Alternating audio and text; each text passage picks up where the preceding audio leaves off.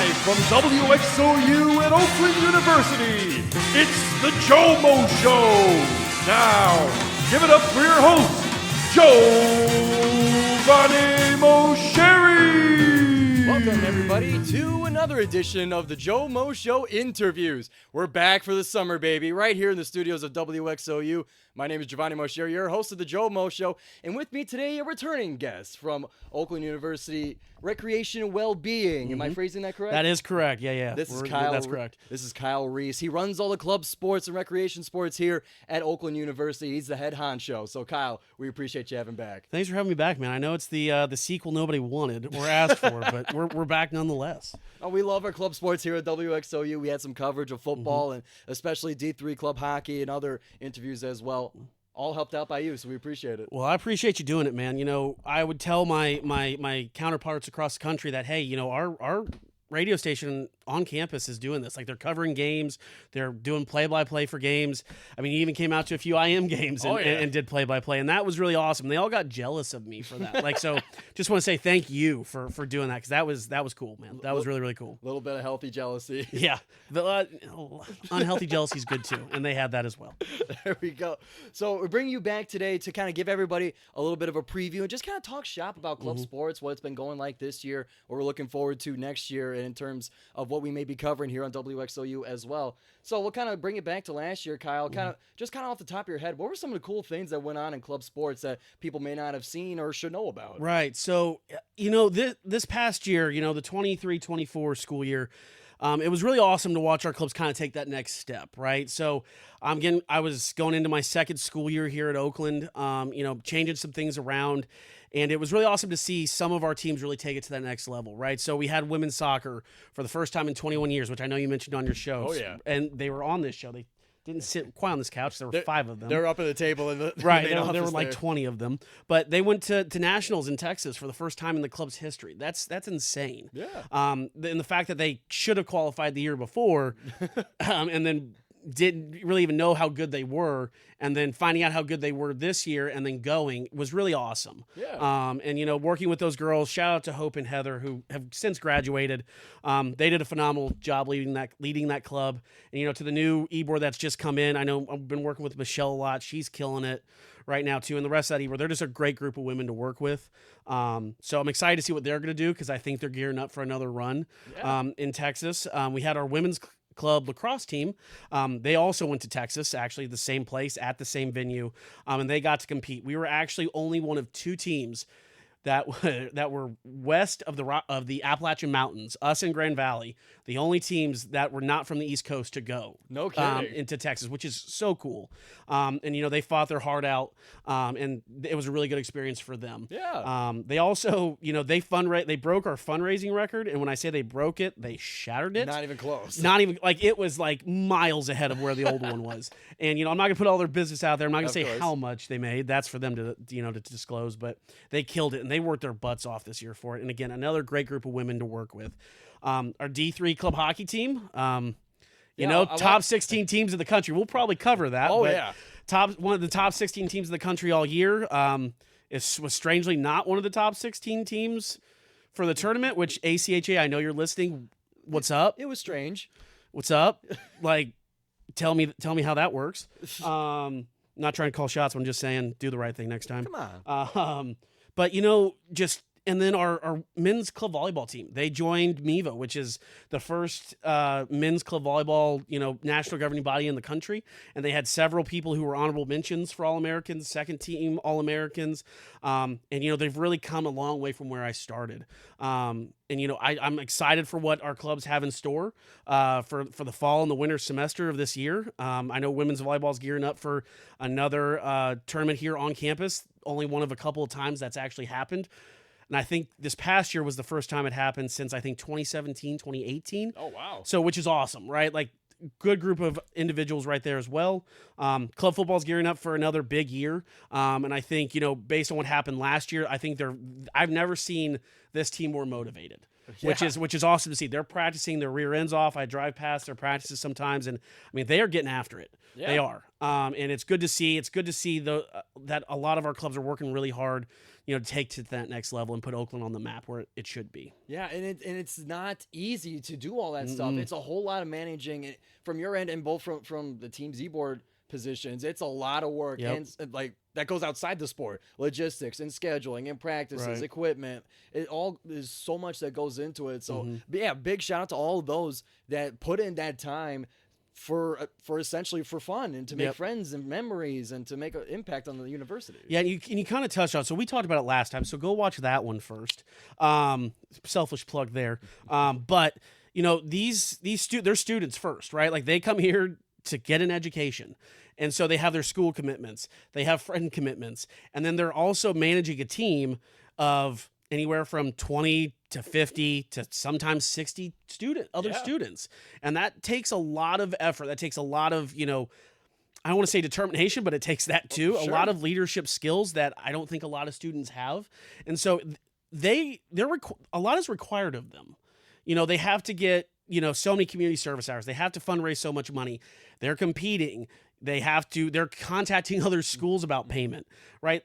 That's more than the average college student will do. Yeah. Right. And so a lot is asked of them. And the fact that they continue to not only meet my expectations, but raise them, I think just speaks to the amazing group that we have of our 26 teams. So, but yeah, big news. We're adding 2. We got 2 more added to us. Is that right? We did. So yeah, so we're adding water polo. Oh yeah. Which is coming back from, it was a long time ago. Water polo was here and then it disappeared.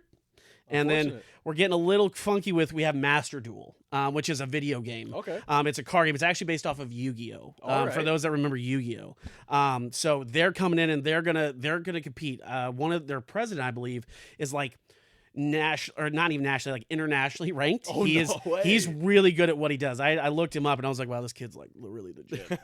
The real deal. Like he's the real deal. So, all of that and managing all of that, I mean, they're working their butts off, and I'm excited for what these 26 teams have in store for the fall. Yeah, for me as a former aquatic athlete, I've done a couple of rounds of water polo after practice with my friends, and I guess like what.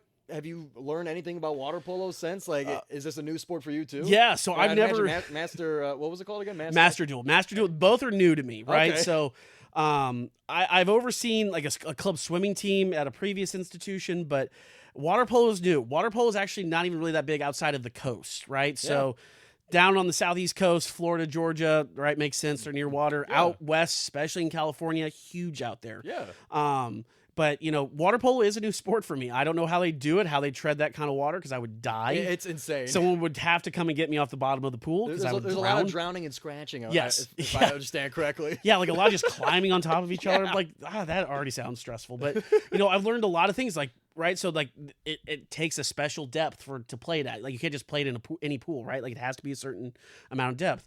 They need special headgear. I just thought you just threw on, a swim cap and that was the end of it, right? And it's not. Yeah, it's like more than, it's like kind of a combination of a cap and like kind of wrestling gear. Yeah, and when they were explaining that to us, I was like, and I'm like trying to envision it in my head, and I'm like, so if they're describing this right, like it's like latex over like wrestling like ear pads. Yeah.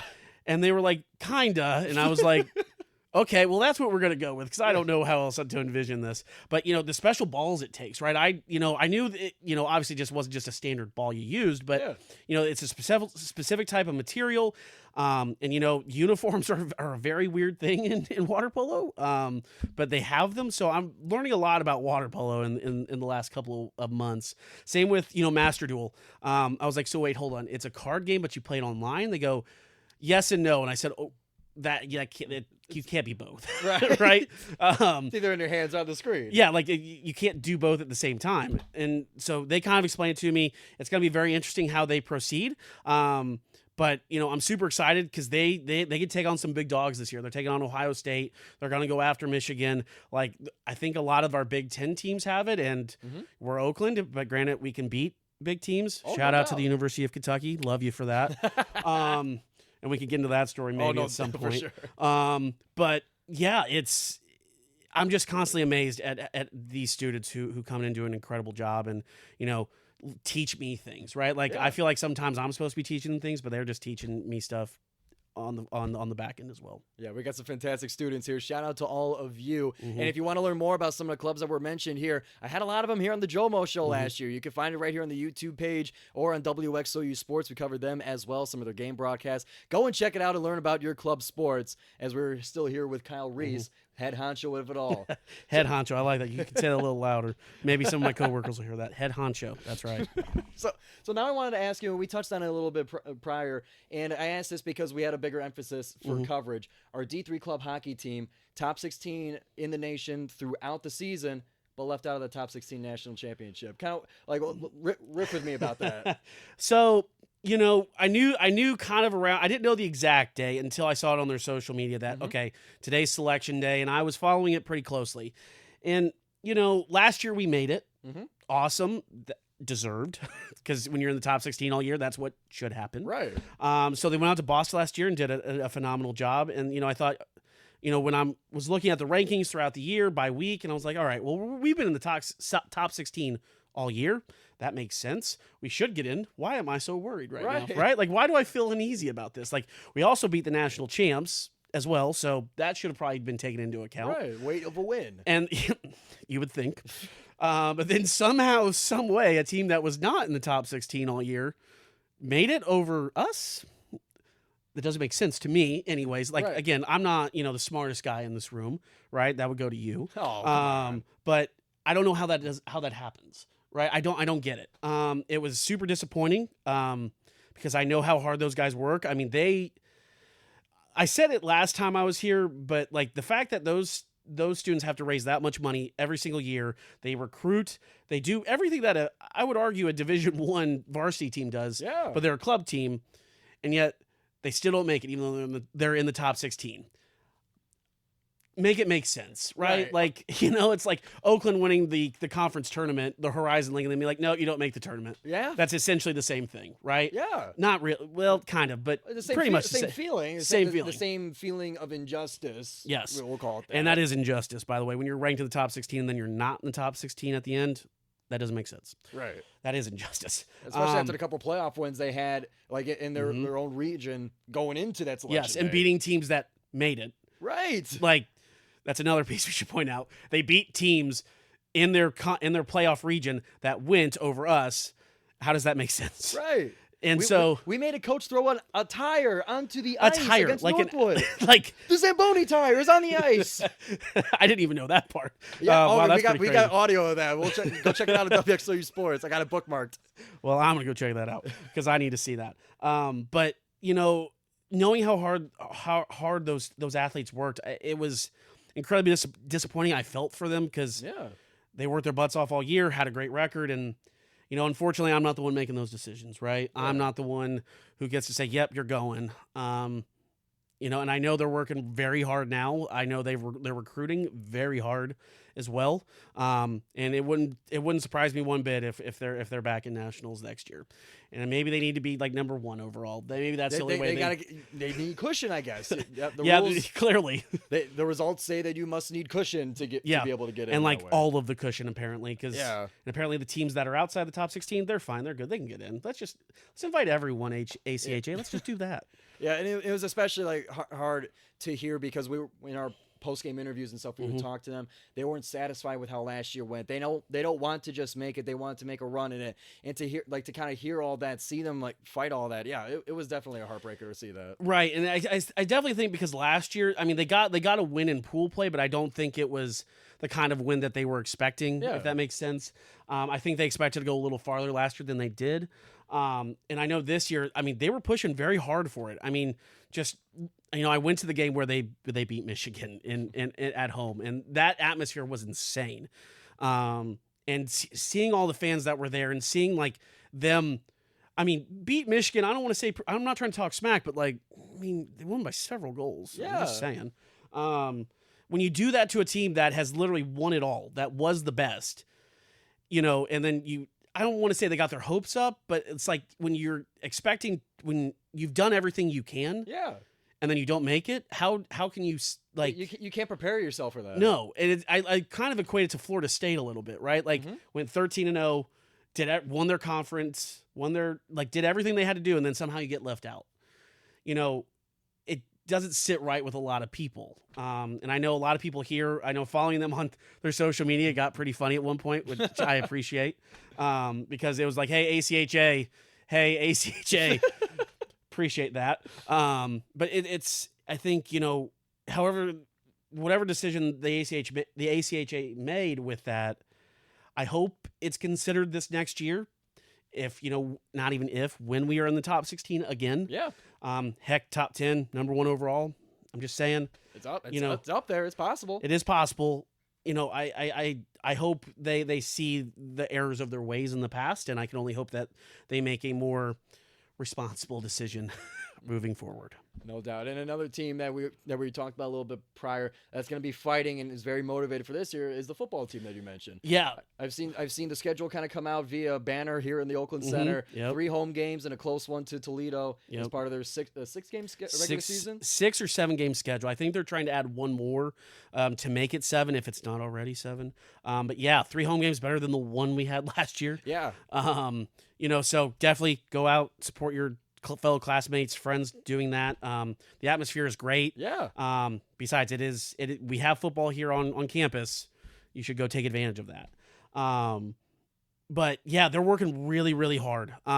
They were in a very unfortunate situation last year. Mm-hmm. Their quarterback had to have another reconstructive surgery. I believe it was on his knee. I'm not 100% sure. Yeah, I remember it was Evan Pletz. He had I believe earlier years he had a AC, and I guess I can't really speak much to the medical, but yeah, he had knee surgery, and then a few years later they had to basically fix the prior surgery, which is what took him out for this past season, and that was a huge deal, right? Right before the season started, right before the season starts. So you lose your quarterback.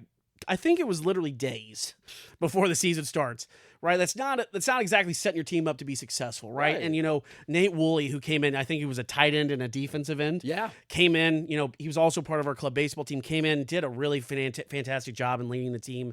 I was there when they beat Loyola, and he had a heck of a day in the rain and colder than it should have been. That was a nasty early weather game. October. We had the broadcast of that one. Nasty weather game. It was pretty nasty. I was not a fan, and y'all were bundled up, and I was like, this is too cold for mid-October. I know it's Michigan, but come on.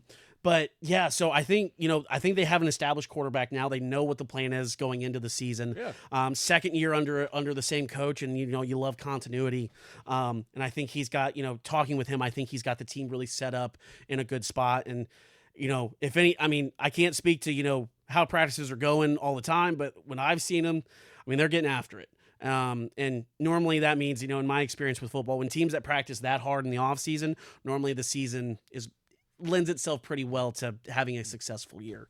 So, no doubt. I'm really excited for them to have more than one home game. Yeah, that one was a big thing for us because it was that last season that we were like, okay, now club football is going to be our broadcast. How many home games do they have? Because I didn't realize that they kind of go back and forth, like how many home and how many away. And I was like, you got to be kidding me. Yeah, like the one time, we're going to do it. This is going to be awesome. This is going to be great. One home game, one chance. Yeah. And we had a bunch of people wanting to do it too, so we had to have 3 people on each broadcast to kind of help share that. Share the joy. But yeah, so I'm excited that they get to have home games. I'm excited that teams that they get to showcase that not only to our fellow club team members that go and watch and support, but to the students here. And then hopefully the new director of sports here at WXOU. I think I got to meet him a little bit in the winter semester. I'm excited to work with them on getting them back out there and really highlighting our athletes. So I'm super excited for them, honestly, and I'm excited to go see a game.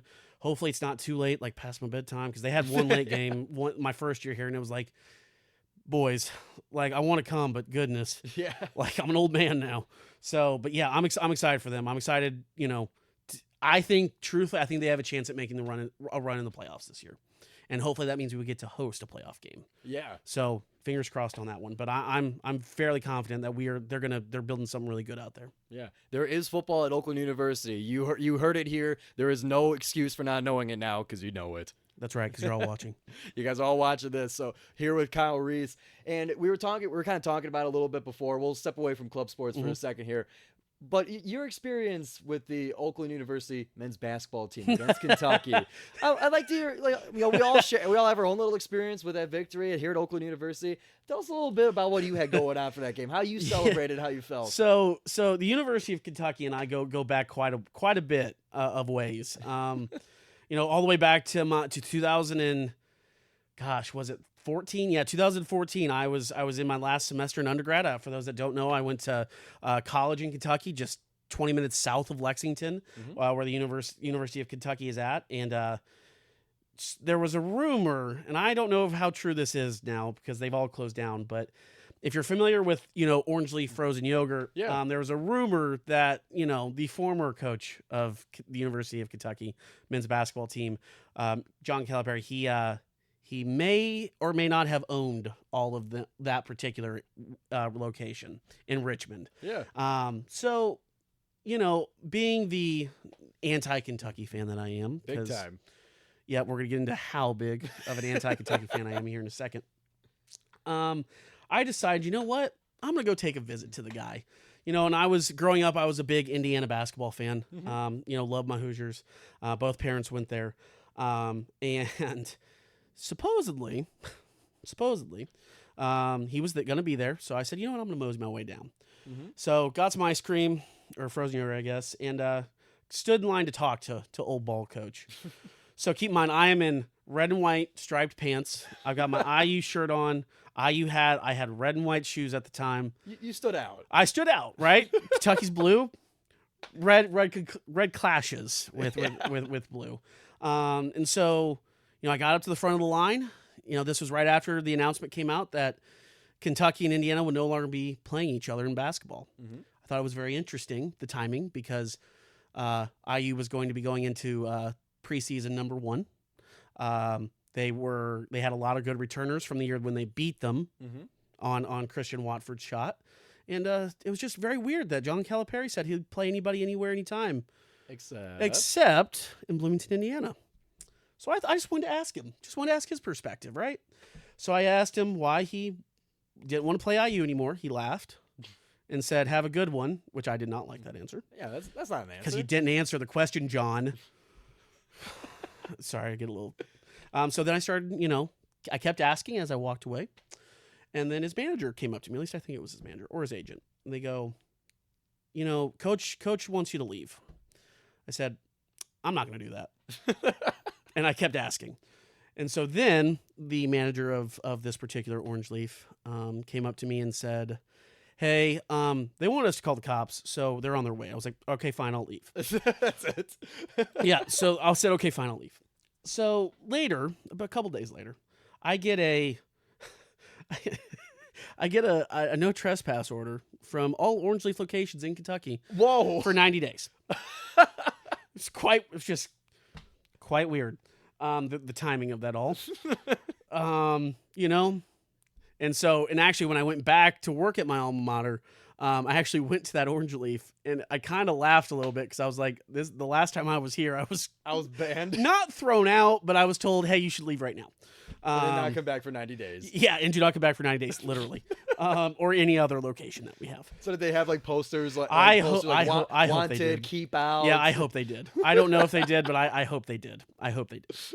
And so, John, what's up, dude? I mean, come on, man. I just wanted to answer the question. That's all I wanted. So even through all of that, did you ever get an answer even to this day? Nope, still don't, John. Still don't. I find it weird that they're back to playing each other, and you're not the coach anymore. It's fine. It's quite odd. It's quite odd timing, John. It's quite odd. So perhaps during a time when Oakland plays Arkansas now, perhaps we could revisit this. We could. John, do I need to come to Fayetteville? It is Fayetteville, Arkansas. Kentucky fans very, passionate about their team, right? Mm-hmm. Whether you went there or not, they're very passionate about that basketball team. They do have a history of success. Not success recently, clearly. Mm-hmm. Johnny, we want to guard the 3? Maybe. It's going to go in. It's going to go in. It's going to go in a lot. Maybe like 10 times or so. Maybe more. I don't know. Who's counting? Yeah, who's counting? Golke did, though. But, their fans are They're passionate. I would argue obnoxious, but they're passionate. So I'll give them that. I am too. I love my team. But yeah, I'm not a big fan of Kentucky basketball. Even with that new coach, still not a fan. Don't like Arkansas now. Had no issues with Arkansas. And now, I'm not a big fan of theirs. It's contagious. It is contagious because it's the John Calipari effect. When he's going to tell everybody, and it's like, I could ramble on. I'm not going to because we only have so much time. But yeah, John, answer my question, buddy. Why didn't you play IU? It's been 10 years. Do it.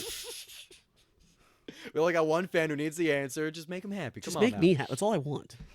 So yeah, man, that's my claim, not claim to fame. It's my infamous. I don't even know the word anymore. So I guess outside of the basketball team, outside of athletics, you have had the closest contact with John Calipari. I sure have. There we go. Sure have, and just didn't work out. That's all. But it was awesome seeing Oakland, on a national stage, get recognized. One of the first things I got told, when I came here was, oh, Greg Campy, he's a legend. He's done all these things. And even funny enough, when I was researching Oakland, when I was interviewing, Greg Campy is literally like one of the first 3 people that show up. I kid you not. Top 3 of the Google search. It's David Hasselhoff, the dude who played Jason in the horror movie, and Greg Campy. I mean, that is a trio that needs to be celebrated more. That's right. So yeah, it was super awesome though. We were actually, it was really cool for me because. Actually, almost 10 years. Actually, it was 10 years ago at that point. My alma mater went toe to toe with Kansas, and almost beat them. We lost. I think it was by 11 because I think fouls kind of crept their way into the game a little bit. But I was the mean boss, and I scheduled a training day, right? But I allowed my staff to watch the game while we were training. I said, look, you got to pay attention, but you can watch it. Yeah. It's a big deal. Otherwise, they would not be there. Right. Yeah, right. So, it was cool because, we got into this last training game of volleyball, right? Yeah. And then all of a sudden, we were down to, I think it was like 50-some seconds left, and it started to look like Oakland was going to win. So both teams were asking for score updates the whole time. Yeah. And so, which was cool. And then they were like, hey, can we stop to watch it? And so. Because it's getting close at this point. Yeah, it was getting really, really close, but it was like, they kept taking timeouts, kept fouling, right? So it's like it extended the game a little bit. And it was cool to see all those students huddled up together. And then when the final, the bell rang and, Oakland had won, and, all of a sudden I see your face everywhere, all over TV. 19,000 views on Twitter. That's right. After the game. That's right. Your mini Twitter famous moment. It was cool to see those group of students come together and cheer together and be happy together. Because, my boss afforded me that luxury a long time ago. We were in the snow in Kentucky. It was a weird winter, but he allowed us to watch that game while our job was going on. And so I wanted to give my students that opportunity as well. And it was awesome because you could hear people celebrating throughout the building. Yeah. They're celebrating. I'm walking around campus. There's horns going on all over the place. I live close to campus, and I could hear like car sirens and cheering. And that was so cool to me because, right, like, not a lot of times does a 15 seat beat a 2, right? Right. Like, it just doesn't happen. Or were we a 15 seed? We were 14 and 3. Excuse me, 14 and 3. Yep. It's not often that a 14 seed beats a 3 seed, especially, a blue blood like Kentucky, a team that was kind of more or less considered to make a run potentially. Oh yeah, people had them way up in their brackets. Right. And it's like, that doesn't happen often, right? And I was so happy for my students, the students that were playing, students of Oakland, because, hopefully, Campy, you're going to do it again this year, except you're going to be above 10. Yeah, come on. Yeah. But we don't get that. Absolutely.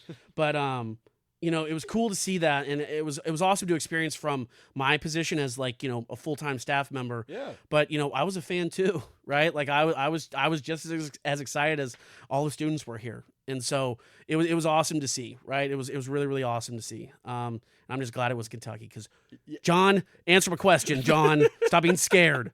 But it was awesome to see us beat Kentucky. It really was. It was awesome. It was weird for me because I kind of waved the flag for Oakland. Yeah. In my and circles. the the sleeves cut off, so it was suns out, guns out in Pittsburgh, no matter where you were.